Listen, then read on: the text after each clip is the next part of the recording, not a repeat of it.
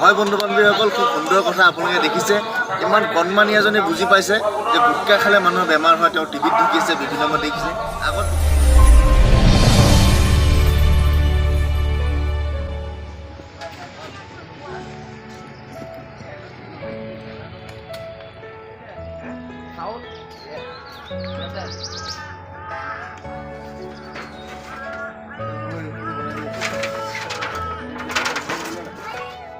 হয় বন্ধু বান্ধৱীসকল, মই আকবৰ আৰু আপোনালোকে চাই আছে একে ফিল্ম প্ৰডাকশ্যন ব্লগ।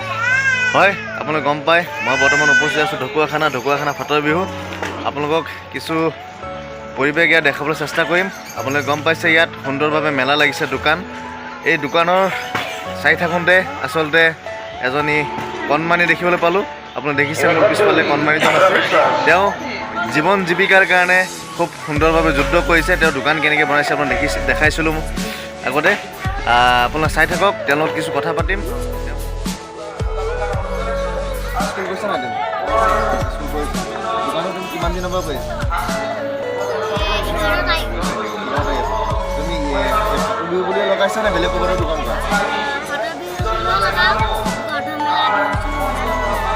তুমি এদিনত কিমান পইচা পোৱা? বিক্ৰী হয় ন? এই পইচাখিনি তুমি কি কৰা?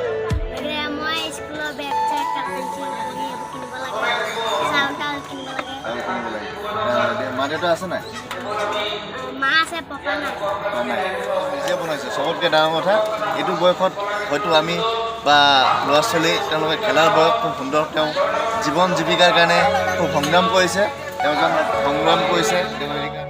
তাৰপিছত তুমি অকল তামোলখিনি লৈ যে বহি আছা, বিভিন্ন পাণ দোকানত আমি দেখিবলৈ পাওঁ গুটখা জাতীয় বস্তু লগাই ৰাখে। কিন্তু তোমাৰ দোকানত কিন্তু গুটখা দেখিব পোৱা নাই। গুটখা কিহৰ কাৰণে তুমি গুটখা বিক্ৰী কৰা?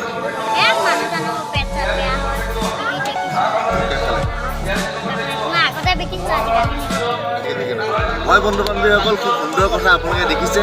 ইমান কণমানি এজনে বুজি পাইছে যে গুটখা খালে মানুহৰ বেমাৰ হয়। তেওঁ টিভিত দেখিছে, বিভিন্ন দেখিছে।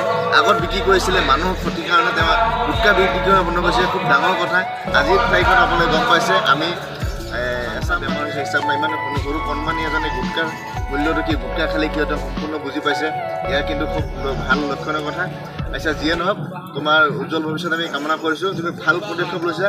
গুটখা জাতীয় তুমি বস্তু বিক্ৰী নকৰা, খুব ভাল সুন্দৰ কথা। আচলতে তামোল বিক্ৰী কৰি পিনেও এজন মানুহে চলিব পাৰে, নচলা কোনো কথা নাই। তুমি আগলৈ পৰিকল্পনা কৰা খুব সুন্দৰভাৱে। আমি যেনেকৈ নহওক তোমাক যিমান পাৰোঁ আমি সহায় কৰিম, চেষ্টা কৰিম। তুমি স্কুল কিন্তু পঢ়া বন্ধ নকৰিবা, স্কুল পঢ়ি থাকিবা, ঠিক আছে? স্কুল তুমি ক্ষতি নকৰিবা। এইকেইদিন স্কুল বন্ধ আছে নেকি? কেইদিনৰ কাৰণে বন্ধ দিছে? 3 দিনৰ বন্ধ দিছে। কাইলৈ পৰা খোলা। কণ্টিনিউ স্কুল যাবা। হয় বন্ধু বান্ধৱীসকল, তেওঁ ঘৰৰ মাক আছে বুলি কৈছে। তেওঁলোকে আমি কিছু কথা পাতিবলৈ চেষ্টা কৰিম, আচলতে যদি সম্ভৱ হয়। আৰু আমাৰ ফালৰ পৰা আমি যিমানখিনি পাৰোঁ তেওঁক সহায় কৰিম। কাৰণ তেওঁ স্কুল পঢ়ি আছে বুলি কৈছে। আৰু তেওঁ খুব ভাল এটা কনচেপ্ট খুব ভাল পাইছে। তেওঁ গুটখা জাতীয় বস্তু আগত বিক্ৰী কৰিছিলে, আজি নকৰে। কাৰণ এটাই, গুটখা খালে মানুহৰ বেমাৰ হয়। গুটখা খাই বেমাৰ হৈ পিনে মানুহ ক্ষতি হয়। তেওঁ আগত বুজি পোৱা নাছিলে, এতিয়া বুজি পাইছে। এইটো বয়সত তেওঁ ইমানখিনি বুজি পাইছে, তাৰ বাবে খুব ধন্যবাদ জনাইছোঁ আৰু তেওঁক আমি শুভেচ্ছা জনাইছোঁ। আৰু অকল তামোলখিনি লৈ যে বহি আছা, বিভিন্ন পাণ দোকানত আমি দেখিবলৈ পাওঁ গুটখা জাতীয় বস্তু লগাই ৰাখে। কিন্তু তোমাৰ দোকানত কিন্তু গুটখা দেখিব পোৱা নাই। গুটখা কিহৰ কাৰণে তুমি গুটখা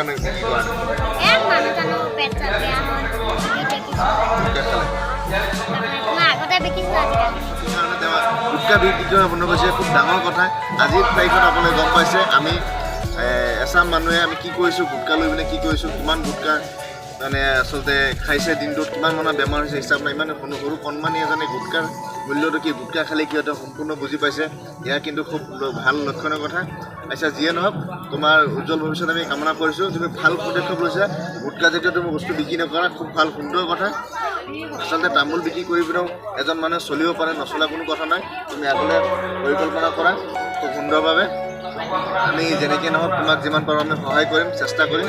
তুমি স্কুল কিন্তু পঢ়া বন্ধ নকৰিবা, স্কুল পঢ়ি থাকিবা, ঠিক আছে? স্কুল তুমি ক্ষতি নকৰিবা। এইকেইদিন স্কুল বন্ধ আছে নেকি? কেইদিনৰ কাৰণে বন্ধ দিছে? 3 দিনৰ বন্ধ দিছে। কাইলৈ পৰা খোলা। কণ্টিনিউ স্কুল যাবা। হয় বন্ধু বান্ধৱীসকল, তেওঁ ঘৰৰ মাক আছে বুলি কৈছে। তেওঁলোকে আমি কিছু কথা পাতিবলৈ চেষ্টা কৰিম, আচলতে যদি সম্ভৱ হয়। আৰু আমাৰ ফালৰ পৰা আমি যিমানখিনি পাৰোঁ তেওঁক সহায় কৰিম। কাৰণ তেওঁ স্কুল পঢ়ি আছে বুলি কৈছে।